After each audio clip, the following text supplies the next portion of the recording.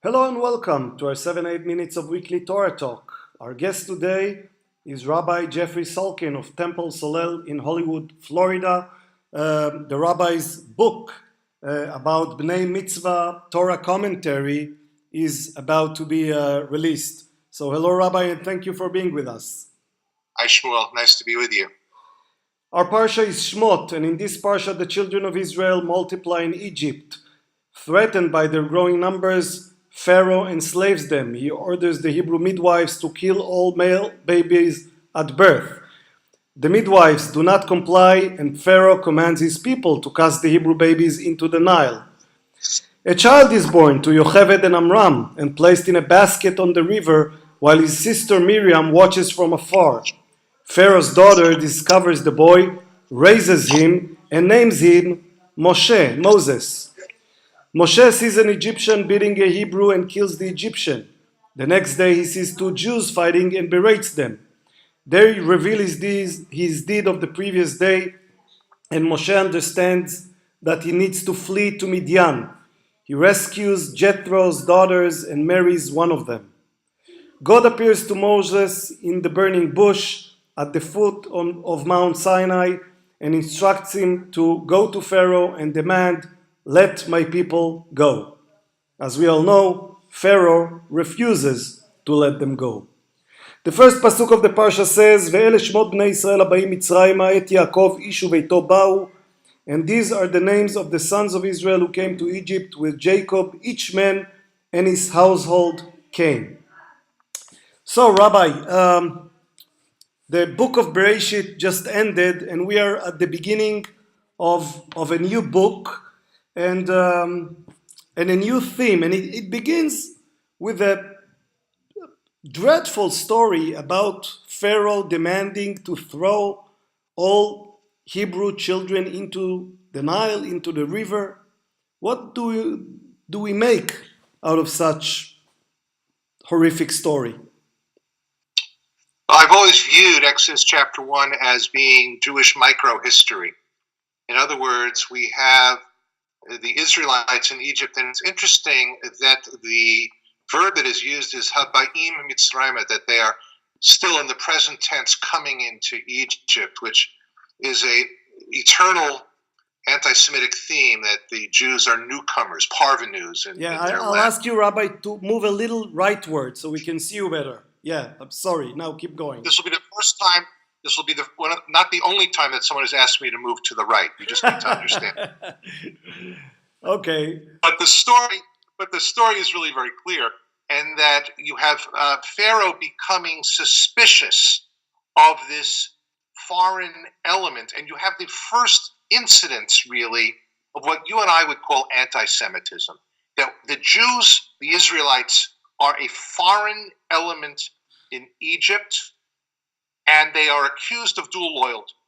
In other words, the fear is that they would rise up with the enemies of Egypt, and that they would actually, va'alu min ha'aretz, that they would actually rise up from the land, or even more interesting, if you accept the verb alu, aliyah, as they would actually make aliyah out of the land. They would actually go back to the land of Canaan. So I've always appreciated this story as Jewish history in miniature that leads to a genocidal project. So we understand even from the first story of such anti-Semitic sentiments that such suspicions could lead to the most horrific acts by people who seem to be reasonable up until not long ago.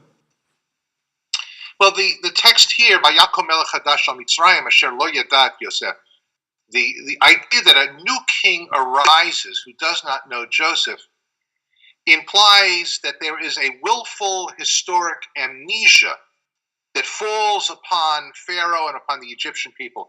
They have totally forgotten how it was that Joseph saved Egypt and saved the Egyptian economy. And it's very interesting, actually, that we Jews have a bipolar understanding of the Egyptian experience, which is that, yes, on Pesach we remember the enslavement and we remember the Exodus. But Deuteronomy says to us, you shall not hate the Egyptians because you were strangers in their land. In other words, we remember the good times as well as the bad times. The Egyptians, however, had forgotten the contribution of the Israelites to the economy and the well-being of Egypt. And this is also an eternal pattern in history, whether it is England or France or Spain in the Middle Ages or Germany in our time, this amnesia that falls on tyrants about what the Jews have done is always devastating.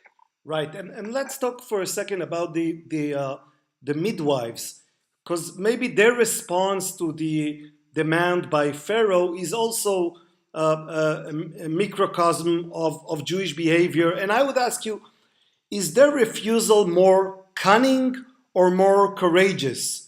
Because, they come up with excuses. They don't just say, we will not do it. They invent all kinds of excuses and ultimately do not abide by this command of Pharaoh.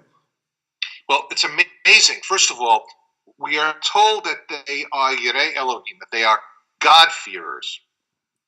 And there's been controversy over the centuries as to who were those girls. Were they, in fact, it says, Miyaldot ha'ivriot, were they Hebrew midwives, which is to say, was their ethnicity Hebrew? But why would Pharaoh ask Hebrew women to kill Hebrew children? Or were they Miyaldot ha'ivriot, were they the midwives for the Hebrew women? Egyptian women who assisted the Hebrews with having children. So, and I vote for that interpretation. First of all, it says that they are Yirei Elohim, that they are God-fearers. And in general, in the Torah, when you have a phrase like someone is a fearer of God, with the exception of Abraham, by the way, and actually later on Jonah, it means that this person is a non-Israelite who buys into a universal ethical code. And that's what makes Shifra and Puah not only heroic in their own right. I will actually argue that they were the Alte Bubas. They were the grandmothers of civil disobedience. And their excuse is the Hebrew women are hayot. They're animals, which is a satire. It's an internal Jewish satire on non-Israelites turning the Israelites into animals. Look, what do they say of any minority group now, right? Who has so many children? They're animals. They breed like bunnies. That's what we have here. And they essentially use Pharaoh's bias against the Hebrews to convince him that they cannot help him with his command. It's really hysterically funny. They play dumb. Oh, Your Majesty, we tried, but these women, they give birth so quickly, which again is a kind of a sexualization of Jewish women. And what's interesting, of course, is that in the book of Exodus, we have the womb story, as it were, the birth story of the Jewish people. I would like to actually imagine that Genesis is the prenatal story, Exodus is the birth, Leviticus, where you give them the rules, is childhood, and that the book of Numbers, rebellion, that's adolescence, and then Deuteronomy is old age. And speaking about the birth, it is somewhat ironic in many ways that the people of Israel were born in Egypt, and here what we see is that they were not just born in Egypt, they were helped by Egyptian women as they were born. Well, you see, this is a very important piece. We Jews living now 70 years, 75 years after the Shoah,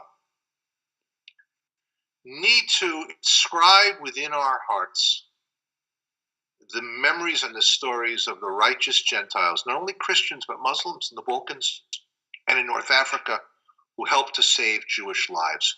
Our children need to know those stories as assuredly as they need to know the story of Anne Frank. They need to know the story of Victor Kugler, who saved Anne Frank's family.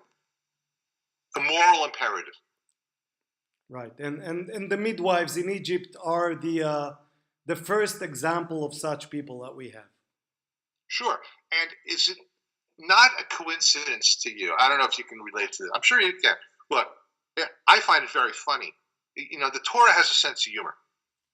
So what do we celebrate just this past weekend in America, perhaps also in certain quarters in Israel as well? We celebrated the birth of the Reverend Dr. Martin Luther King Jr., who was an exemplar of civil disobedience, along with Thoreau and Gandhi, right? So there's a wonderful, glorious coincidence that this Torah portion always comes out right around Dr. King's birthday, because it speaks about the ability of people to say no. It speaks to the story of Rosa Parks, who said no. Rabbi, Nancy Reagan, right? Just say no. this was illuminating. Thank you, Rabbi, and Shabbat Shalom. Shabbat Shalom to all. A pleasure.